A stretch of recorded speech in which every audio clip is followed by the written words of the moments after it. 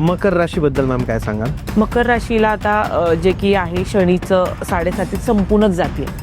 म्हणजे त्यांना तर एकदम म्हणतात ना बल्ले बल्ले दिवस आहेत. ह्या 7.5 वर्षात इतकी नम्र झाली आहेत ती की तुम्ही त्यांच्याशी आत्ता जरी बोलत 1% पण इगो त्यांच्यात राहणार नाही. पूर्ण त्यांना एक मोल्ड करून ठेवले की तुला मी आलो, तुला सगळ्या गोष्टी दाखवल्या केल्या, आता तुला विनम्र राहायचंय, हंबल राहायचंय, तुला कोणाशी बोलताना खूप विचार करून बोलायचंय.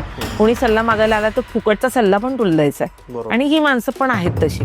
पण बराच त्रास त्यांनी काढला आत्ताच्या ह्या. आता 7.5 संपली म्हणल्यावर दिवस आनंदाचेच आहेत, पण ह्या काळामध्ये त्यांचा ट्रान्सफर खूप होणार आहे. अचानक नवीन काम काहीतरी चालू करतील.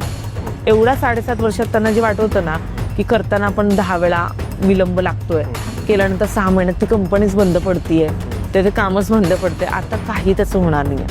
त्यांना आता कळलंय 7.5 वर्षामध्ये सगळ्या गोष्टींची किंमत कळली आहे. बरोबर. त्यामुळे मला वाटत नाही हे लेझीपणा करूच शकतात. तर ह्या लोकांसाठी खूप चांगलं आहे. वैवाहिक जीवन सुद्धा यांचं खूप चांगलं राहणार आहे. लग्नाचे योग चांगले आहेत, संतान सुख सुद्धा चांगलं आहे. फक्त ह्यांना आता सध्याला काम आणि मेहनत आणि जे की त्यांचं आरोग्यावर थोडंसं लक्ष द्यायचं. ह्यांनी हनुमानाचीच पूजा करावी. ह्यांनी म्हणजे मरेपर्यंत हनुमानालाच खूप जास्त हे करायचंय. ओके.